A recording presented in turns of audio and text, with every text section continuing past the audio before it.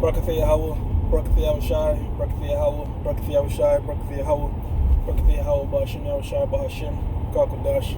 That belongs to the apostles and the elders of Great Millstone True Well. Salutation to the hopeful elect out there, you Akim, to Sadakim, that do this thing in the utmost truth and sincerity. Alright, I'm the Pre-Shaman. This week's topic is going to be entitled The Rise of Cryptocurrency and the Fall of the Tangible Dollar. The inspiration for the show comes to the fact that you have this Bitcoin thing. You know, that was $3,000 back in March, and now it's about to hit like 60,000 or whatever. So it's all eyes on digital ledgers. You know, whether it be Bitcoin, whether it be the Ripple, whether it be Dogecoin, whether it be this, that, and the third. All right, you're seeing a veering away from your traditional investments, such as stocks and bonds and real estate, which people still do. All right, but it's all being veered toward this whole cryptocurrency thing, and we know. You know, if you've been reading the news or you have any type of financial articles that pop up in your stuff, you see that this thing has a market cap of over $1 trillion. So that's a lot of institutional money, big money. You know, pretty much those that run things are putting money into that thing. Also, you have people that's in the dark world, whether you be a drug lord or the CIA, that's also doing transactions within this untraceable currency, right? Now, where does this fit in prophecy? We've been saying for the longest, the apostles, the elders, all right, you have the mark of the beast, which is the RFID microchip, where everything is going to be a digital transaction, right? Now, digital currency has been around for decades, all right? Your credit card, your debit card, that's a form of digital currency. But what we're seeing now is they want to eradicate dollar and just have one global currency. Meaning, so when you leave one place, you don't have to worry about different prices and none of that. It's going to be a universal universal currency. So that's how the chip is going to work. You know, you go to China with your chip, you know, you're not going to have to worry about converting your dollars and none of that. All your thing is going to be on some sort of digital currency. You know, that's also biometrically implanted in you. All right, because you know you might use your debit card and such in a different country. All right, but sometimes I don't know how that kind of works. I don't know if you have to withdraw money and change it over. I'm not too sure. But when you have something like a Bitcoin, for example, right, this is how a lot of people that do illegal activities launder money. They use that Bitcoin because you can't trace it. Now, the government might use a centralized version of this cryptocurrency, maybe the Ripple or something like that, all right? But the point being is all your tangible asset is about to be tied to a digital ledger, all right? So whether it be your bike, whether it be this, that, and the third, that's how come they make it smart homes and smart fridges and all that. Pretty much when you purchase an appliance or an object, all right, it's going to be linked to you biometrically, all right? All that information stored on your chip, all right, is going to be stored up on that asset. And that extends to what? To currency, man, all right? So the fact that this thing is blowing up like this is making the average and more people that's on the street get intrigued about it. You know, they see it as a way to come up and make some bread, which, hey, fuck it. If you're ever making money off of it, I can't knock you. Keep doing your thing. You know, you understand it is something that most people didn't, and you got in early, cool. But we have to see the biggest scheme of things. The biggest scheme of things is, you know, what are they doing? All right, they're wiping out the small guy, the small business guy. Why? Because the small business guy can operate his business using hard cash. All right, they just want mega blockchains such as your Whole Foods, your Costco's, all right, your Amazons, your Facebook, you know, pretty much all these things. All right, when you go to do a transaction, just be a mega big blockchain, because that's when legislations could be easier and people could come in line a lot easier. For example, right now, if Amazon was to be ordered to use just cash, no more cash, just straight digital, right? Go to your small mom and pop and say, fuck it, man, I like conducting in cash. Well, they're going to get rid of that guy. All right? That's how come they're passing things like these lockdowns and draconian laws and raising the minimum wage, which is just raising labor costs for your average middle class business owner that they can't deal with make a blockchain with. All right? And when I say the fall of the hard currency is right now, you probably have about 18% of the currency. About 18% of that is actual dollars and coins and stuff like that, man. It's just like how they collapsed the tokens. If you familiar in New York and you used to take the MTA, all right, you used to have something called tokens, which are like coins, you know, and you could actually exchange those coins for money. Now, they ditched that and they went to the MetroCard system. So you used to have to swipe with the card, and they collapsed that MetroCard system, and now they have the Omni system, which is a digital tap and go.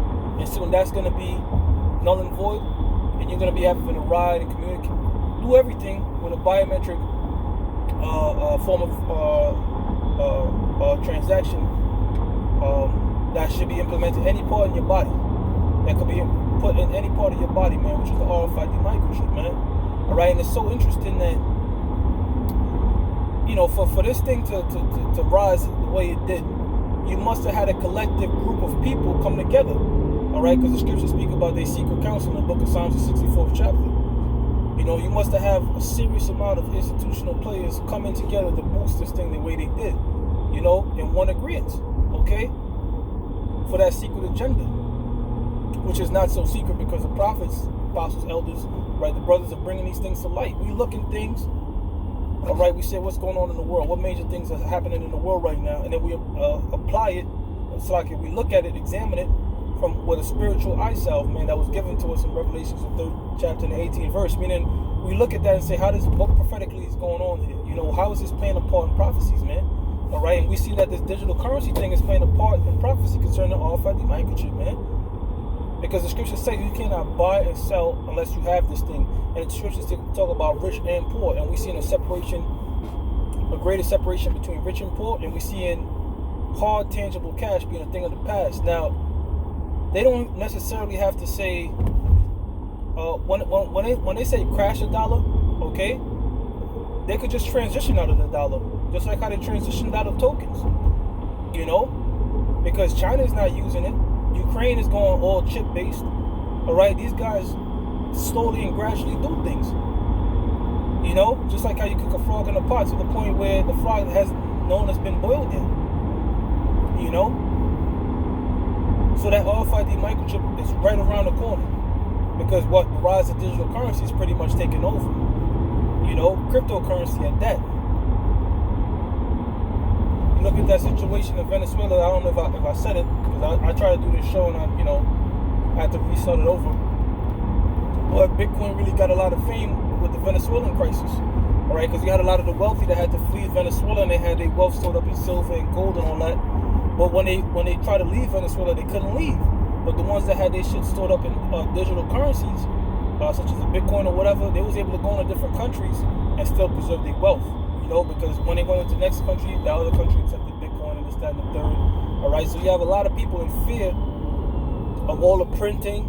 All right, I'm talking about even Americans, man. I be watching these different American, different channels. Okay, and they just afraid of what's gonna happen with all this printing, that they just throwing their money up in that crypto stuff, man. All right, so everybody, that tension is there. That look, this dollar as we know it, it's gonna be worth zilch, because the Federal Reserve wanted it so. That's whole the Federal Reserve Act. That was all about, man, about destroying the dollar. But look how much years it took to do it. So that's why we're saying this man is a gradual demon, man. He used gradualism. All right, he's a subtle serpent. Now the Federal Reserve from about the 1800s to 1913, the dollar was worth $1. That $1 could get you $1 for about a couple hundred years, right? Now, the moment the Federal Reserve in 1913 took over, all right, and started issuing out these, pretty much, not backing, the money supply with gold, but rather, issuing out treasury notes, all right, IOUs, the dollar went from pretty much that same dollar in the 1800s, in the 1900 that was $1 to $1 now, all right, that same dollar is worth about 5 cents, all right? That's what you call inflation, all right? That's what you call manipulation of currency, okay? So this man, don't think it's like just coincidence why these things are happening. No.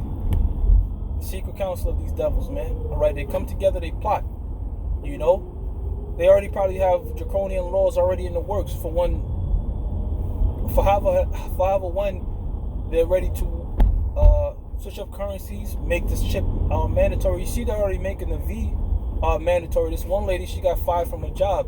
This one lady, she got fired from her job because she refused to take the V. You know?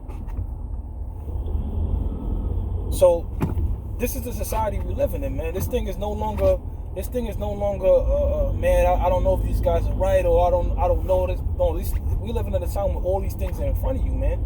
All right, and this how come we have to measure the time diligently in itself, man. Hey, look, 2021, the hasten of our Lord's return. All right, Yahweh Shem Yahushua is making things happen every single day. All right, whether it's strange storms all over the world. All right, whether it's putting the Egyptians against the Egyptians, whether it's knocking out the stars of heaven, whether it's stirring up and brewing up wars, okay, or whether it's showing you that, look, this RFID microchip and digital currency, all right, it's on the rise. It's on the rise, man. So the naysayers and all those that talk shit over the years, the scoffers and the scorners, all right, what it say in Ezekiel 33rd chapter, then you're going to know that the prophets have been among you, man. Because all these things have still coming to pass. With that, I'm going to give all praises to Yahweh, Ba'ashim Yahushua, Ba'ashim Rakakodash, the belongs to the apostles and the elders of Great Millstone True Well. Salutations to the hopeful elect out there, the Akim Tazadakim that do this thing in the utmost truth and sincerity. Hey, shalom, brothers. We almost out this bitch.